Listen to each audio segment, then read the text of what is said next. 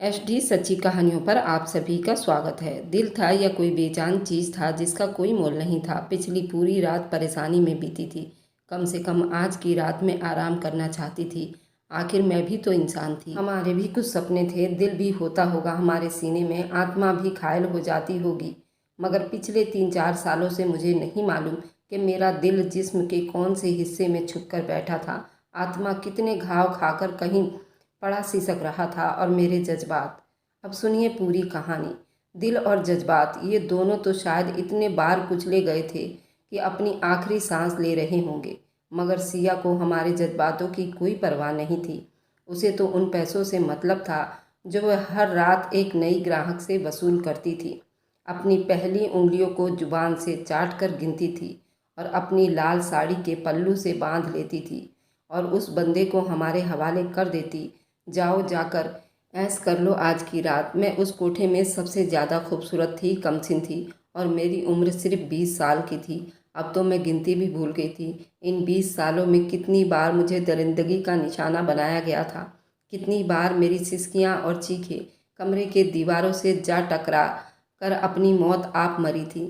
मेरे जिस्म का कोई भी हिस्सा ऐसा नहीं था जिस पर हैवानियत के निशान साबित ना हुए हों।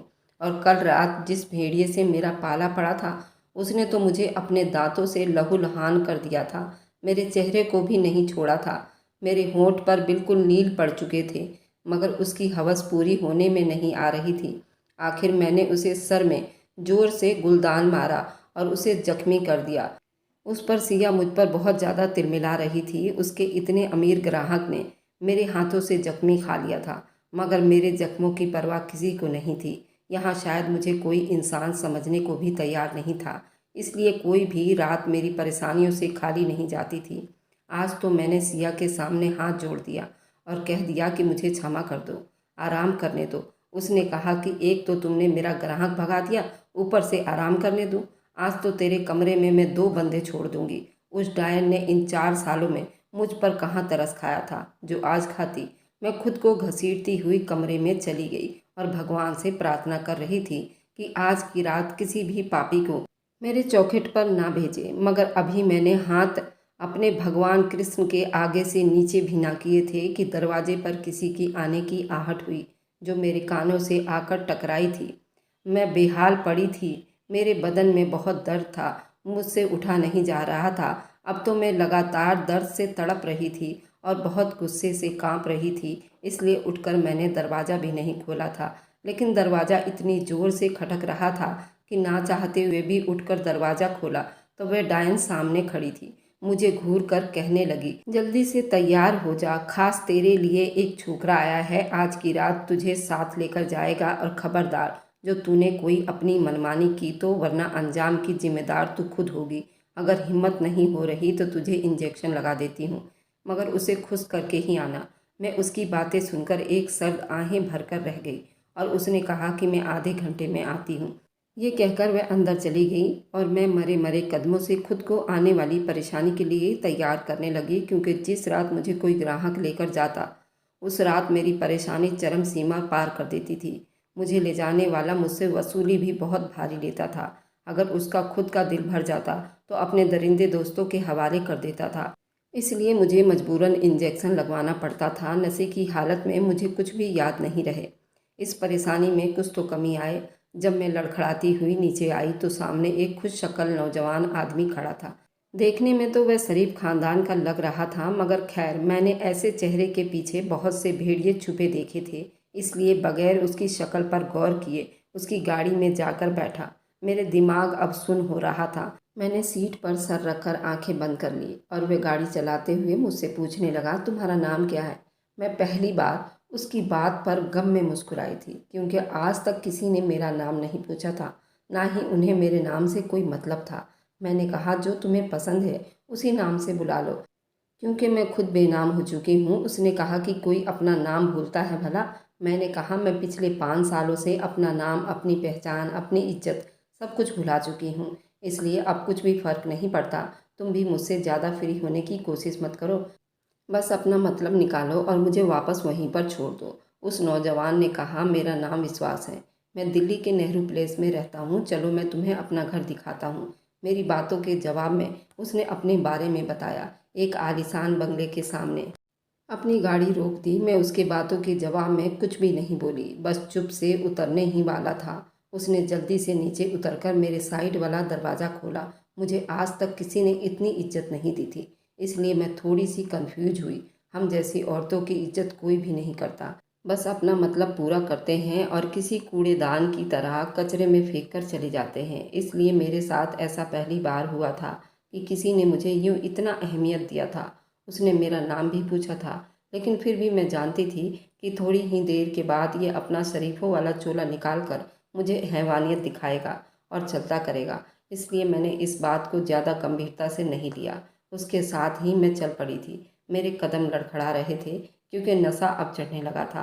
मैं अचानक से गिरने लगी तो उसने मुझे थाम लिया और अपनी बाहों में उठाकर मुझे बेडरूम में ले गया और बेड पर लिटा दिया और कहा कि क्या ज़रूरत थी इतनी डोज लेने की। उसके शब्द में फिक्रमंदी सी लग रही थी। मैंने कहा कि नशा ही तो है जो मेरी परेशानी और तकलीफ़ को कम करती है। इस तरह होश में तो मैं मर्दों के हैवानियत को सह नहीं सकूंगी और मर जाऊंगी। और वो मेरे साथ ही बैठ गया और अफसोस से मुझे देखने लगा, कहने लगा, बेफिक्र रहो, मैं इतना बुरा इंसान नहीं हूँ, इसलिए रिलैक्स होकर बैठो, हमें अभी बहुत सारी बातें करना है। मैंने कहा कि मैं हमेशा मर्दों को वैसे ही देखा है। जब से होश संभाला है मैंने अपने बाप का जुल्म सहा। मेरी माँ तो मुझे मोहब्बत भरी गोद देने से पहले ही दम तोड़ गई थी। मेरे बाप ने मुझे मनहूस कहा और मुझे एक बुढ़े आदमी के हाथों बेच दिया। तब से मेरा सौदा ही तो होता रहा। इन 12 सालों में कितने ही ग्राहक आए जिन्होंने मुझे कुछ पल के लिए खरीदा, अपनी इच्छा पूरा की और फिर यूं फेंक कर चले गए, जैसे मेरे अंदर दिल ही धड़कता ना हो। एक बेजान मोम की गुड़िया हूँ। मैं नहीं जानती कि मैं उसे अपनी परेशानी क्यों सुनाने बैठ गई थी। अपने खरीदारों के सामने खुद पर कभी तरस नहीं खाया था, क्योंकि जो इतनी कीमत भरकर कुछ घंटों के लिए मुझे अपनाते थे वो मेरा दुख सुनने के लिए थोड़ी ना अपनाते थे। उन्हें तो कुछ पल के लिए अपनी फ्रस्ट्रेशन निकालनी होती थी बस। मगर सामने बैठा हुए आदमी न जाने क्यों उन लोगों से बहुत अलग दिख रहा था। मुझे वो बड़ी ईमानदार भी लग रहा था, मेरी दास्तां भी सुन रहा था। उसकी आंखों में थोड़ी नमी सी उतर आई थी। तभी मेरे आंखों के आगे पूरा अंधेरा सा छाने लगा था। उसने कमरे में एक तरफ रखे फ्रिज से एक बोतल निकाली और शीशे से गिलास में डालकर मुझे थमाया।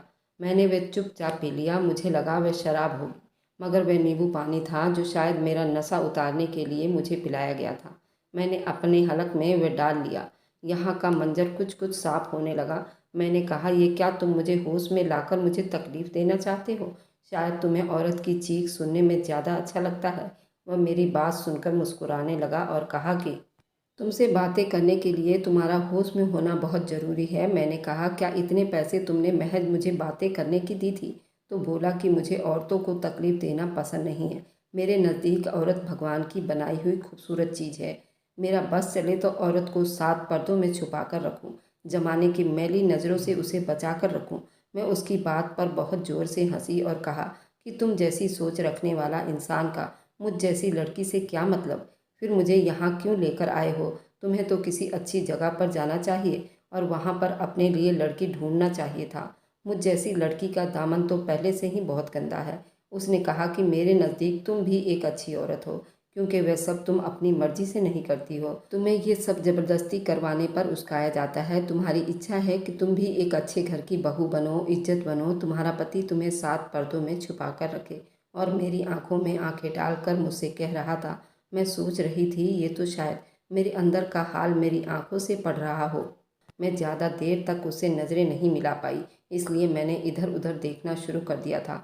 मैंने कहा, जिस काम के लिए तुम मुझे यहाँ लाए हो वह जल्दी से निपटाओ और मुझे चलता करो। मैं तुम्हारी इस तरह की बातों में अपना दिमाग खराब नहीं करने वाली। मेरा नशा पूरी तरह से उतर चुका था, मगर बजाय मेरे करीब आने के वह उठकर अलमारी से कपड़े निकालने लगा और वॉशरूम में चला गया। मुझे लगा शायद वो मेरे करीब आने से पहले फ्रेश होना चाहता है।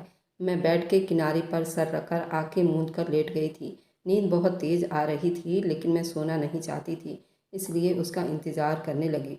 जब वो शावर लेकर निकला तो उसके गीले बाल और गीला जिस्म उसके शर्ट को भी गीला कर गया था। मैं एक टक उसको देखने लगी थी। वे काफ़ी हैंडसम और खूबसूरत नौजवान लड़का दिख रहा था। मेरा जितने भी लोगों से अब तक पाला पड़ा था, ज़्यादातर वे 40-50 साल के बूढ़े होते थे, जो अपनी पत्नियों के सताए हुए घर से निकलते थे। अपनी सारी फ्रस्ट्रेशन मुझ पर निकाल लेते थे। कोई बुढ़ा तो अपने ऑफिस के वर्कर का गुस्सा मुझ पर ही उतार कर चला जाता था। उनमें से कोई भी मुझे इंसान नहीं समझता था, ना ही मैंने आज तक किसी को भी जी भरकर देखा था। लेकिन ये नौजवान बहुत खूबसूरत था, उससे नज़रें हटाना मुश्किल हो रहा था। मैं इस परेशानी में थी कि उसने अब तक कोई हैवानियत नहीं दिखाई थी, वह एक अच्छा इंसान लग रहा था। इसलिए मुझे उसके पर्सनैलिटी से ज़्यादा खुश होने की ज़रूरत भी नहीं थी। उसने कहा कि शायद तुम्हारे सर में दर्द हो रहा है, इसलिए मैं तुम्हें कॉफ़ी बनाकर लाता हूँ, तुम फ्रेश हो जाओ।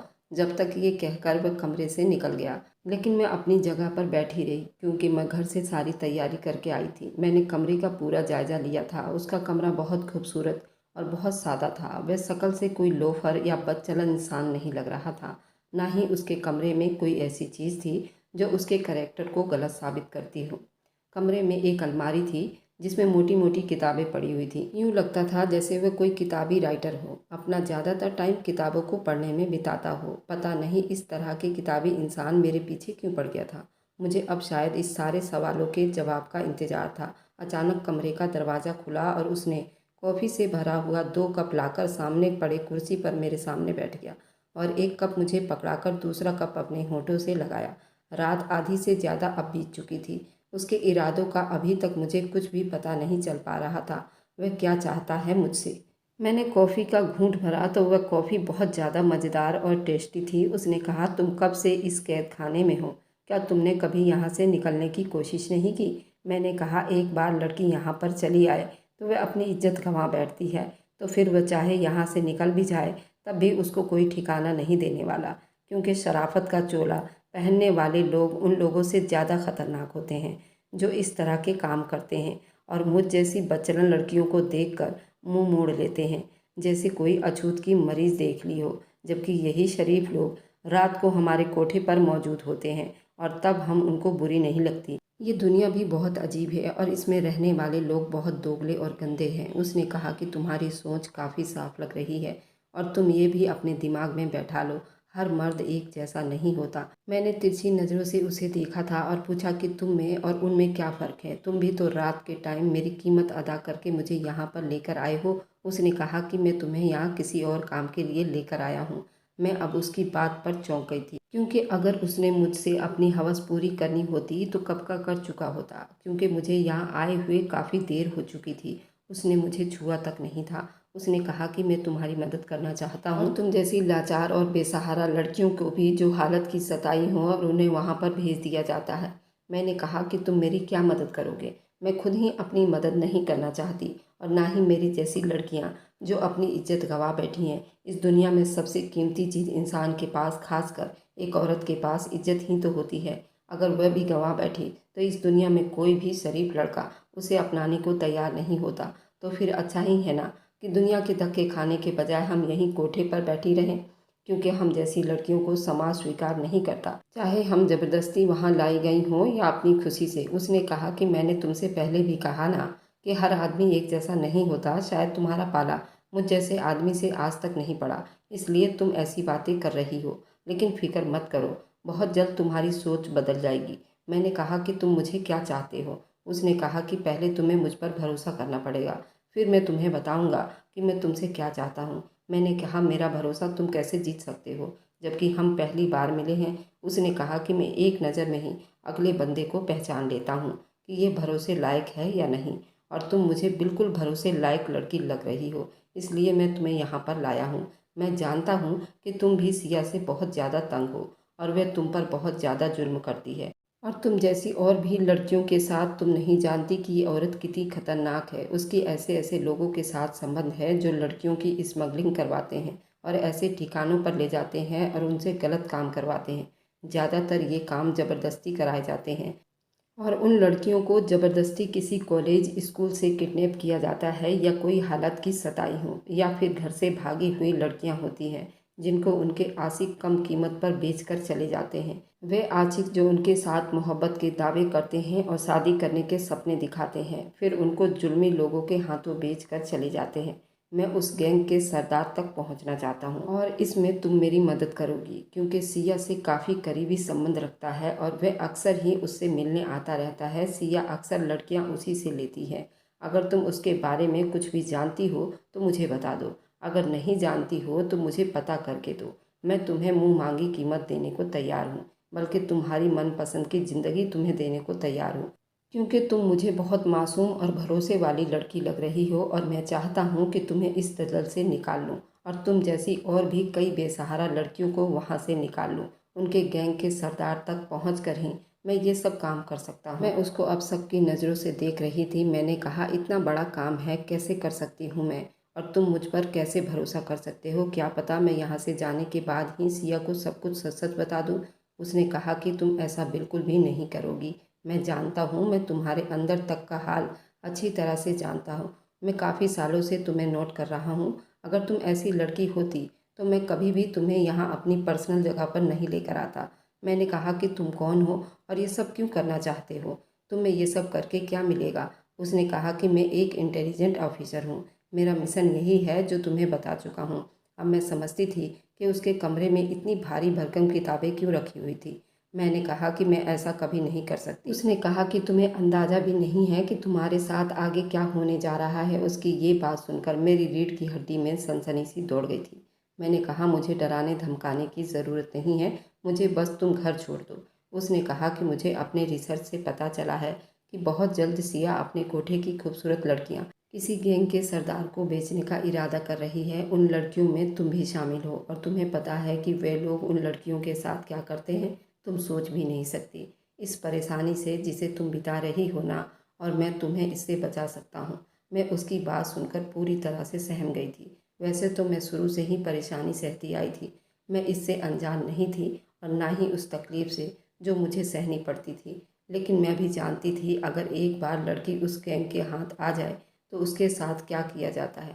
वे लोग उस लड़की को खिलौने बनाकर खेलते थे और फिर बुरी तरह से रोन देते थे। जब वो पूरी तरह से अपनी हवस का निशाना बना लेते तो वे लड़की बिल्कुल ही बेजान हो जाती थी, फिर उसका कत्ल भी कर देते थे। मैंने कहा कि मैं तुम्हारी मदद करने के लिए तैयार हूँ, बताओ मुझे क्या करना होगा।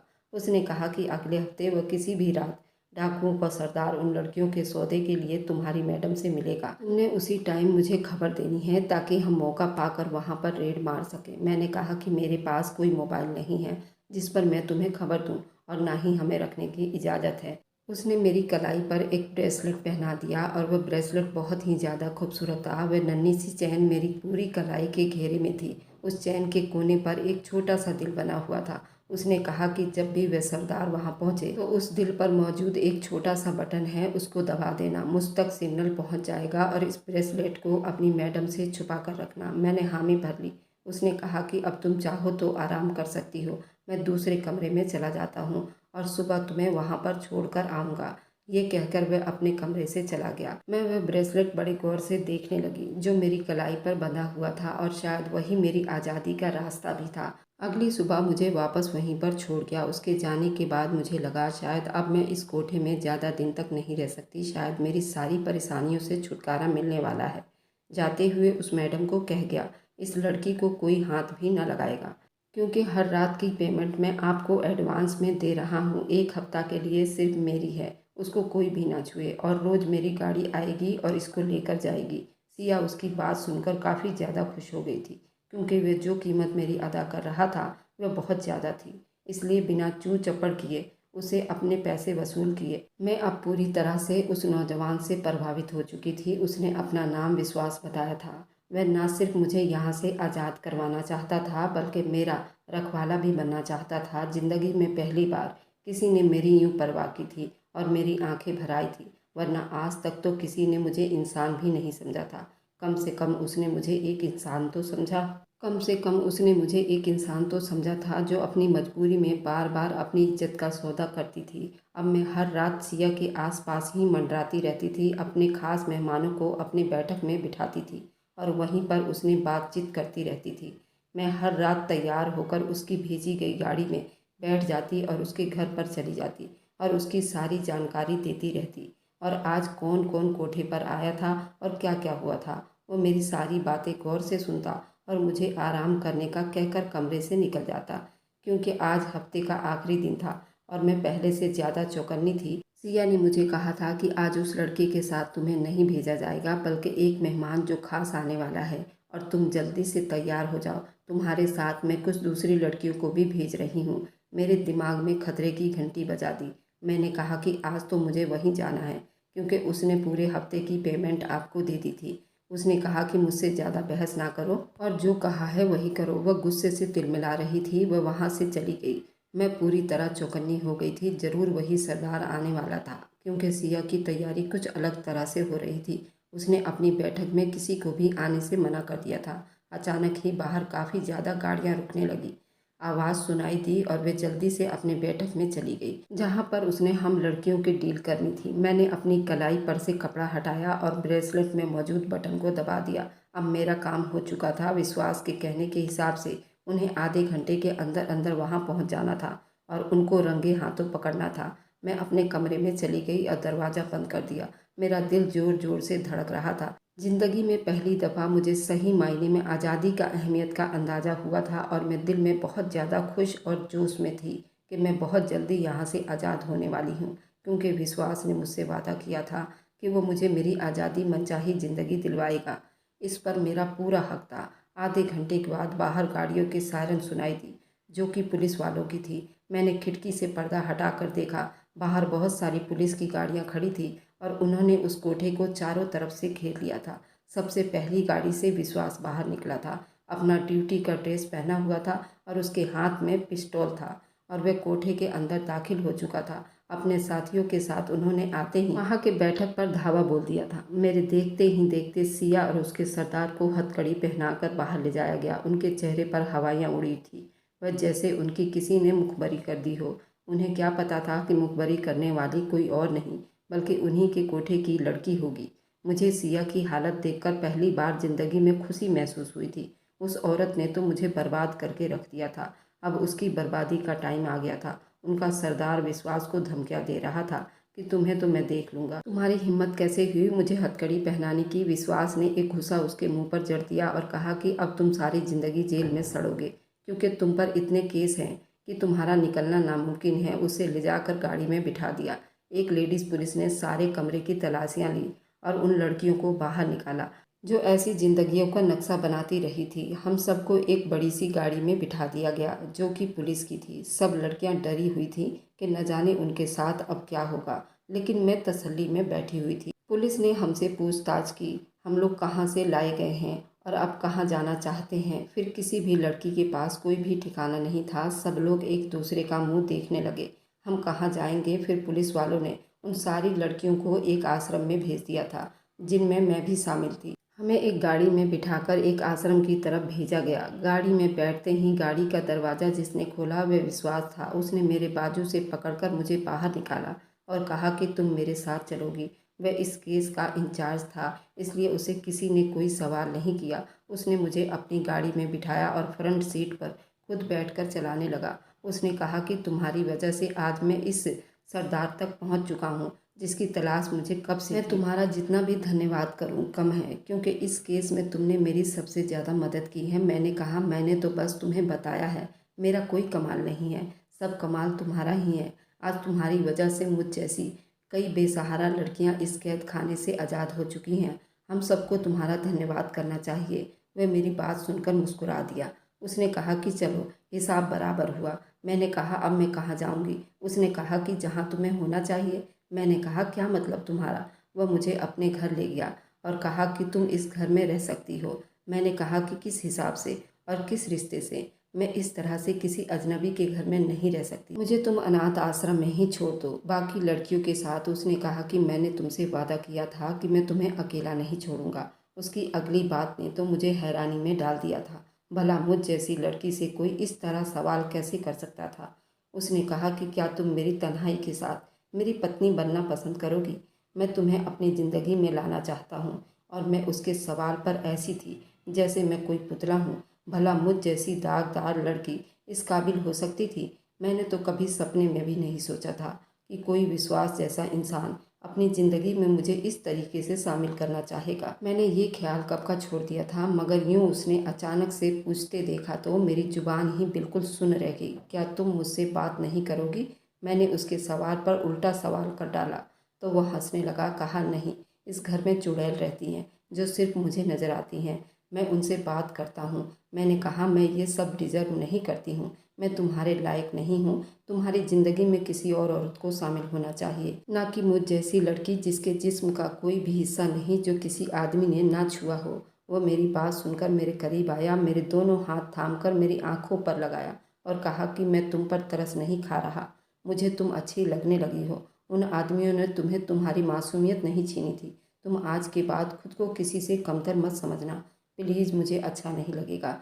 विश्वास की पसंद को कोई कमतर कहे, मैं ये बर्दाश्त नहीं करूँगा। मैं उसकी बात सुनकर लाजवाब सी हो गई थी। मैंने कहा, तुम्हारे पेरेंट्स कैसे मानेंगे? उन्होंने तुम्हारे बारे में कैसे कैसे सपने सजाए होंगे। तो वह मुस्कुराया और कहा कि एक 6 फीट 6 इंच के आदमी में इतनी हिम्मत तो होनी चाहिए कि अपनी ज़िंदगी में किसी को शामिल करने के लिए दुनिया के सामने डट जाए, और मैं ऐसा करने की काबिलियत रखता हूँ। तुम बताओ, क्या तुम्हें कोई एतराज़ तो नहीं है? मैं तुम्हें पूरे मन और चाहत से अपनाना चाहता हूँ। कभी भी तुम्हारी ज़िंदगी में तुम्हारे बीते हुए कल को नहीं दोहराऊंगा। मेरा वादा है। मैं ये जानना चाहता हूँ, हम सब अपनी ज़िंदगी में पापी हैं, मगर तुमने तो एक ना की हुई जुर्म की सज़ा काटी है। तुम्हारा हर खुशी पर हक है जो तुमसे छीन ली गई थी। अपने अंगूठे से मेरे उंगलियों पर दबाव डालकर बोला, जैसे मेरे इनकार करने पर उसका दिल टूट जाएगा। भला मुझ जैसी लड़की के ज़िंदगी में और क्या चाहिए था? मैंने दिल में अपने भगवान का बहुत बहुत धन्यवाद किया, जिसने मुझ जैसी औरत के नसीब में इतना अच्छा आदमी लिख दिया था। मैं तो अपने भगवान की बारी बारी जा रही थी और भरोसा करती थी भगवान की लीला और कोई नहीं समझ सकता। और मैंने अपनी ज़िंदगी की डोर उसके हाथ में थमा दी थी, और आज मेरी विश्वास के साथ शादी को 4 साल बीत गए हैं। भगवान ने हमें एक खूबसूरत बेटी दी है। विश्वास ने अपना वादा पूरा किया। उसने कभी भी मुझे बीते हुए कल के बारे में कोई भी बात नहीं की थी, और मैं हर पल अपने भगवान की धन्यवाद करती हूँ। मगर एक बेटी की माँ होने के नाते मुझे धड़का सा लगा रहता है कि हमारी परी को इस जमाने की बुरी नज़र ना लग जाए, वह अपनी माँ के जुर्म की सज़ा ना काटे। विश्वास जैसे लोग आज भी पाए जाते हैं। क्या किसी औरत की इज्जत चली जाए तो क्या वह इस काबिल नहीं रह जाती कि उसे कोई भी शरीफ आदमी अपना सके? कमेंट में ज़रूर बताइएगा। अगर आपको आज की कहानी पसंद आई है तो वीडियो को ज़रूर लाइक कीजिएगा और अपने दोस्तों के साथ शेयर भी कीजिएगा। और हाँ, अगर अभी तक आपने हमारे चैनल को सब्सक्राइब नहीं किया है तो ज़रूर सब्सक्राइब कर लीजिए। मिलते हैं हम अपनी कल की एक नई दिलचस्प कहानी के साथ। मुझ पर सदा अपना प्यार और स्नेह बनाए रखें। सभी को मेरा प्यार भरा नमस्कार दोस्तों।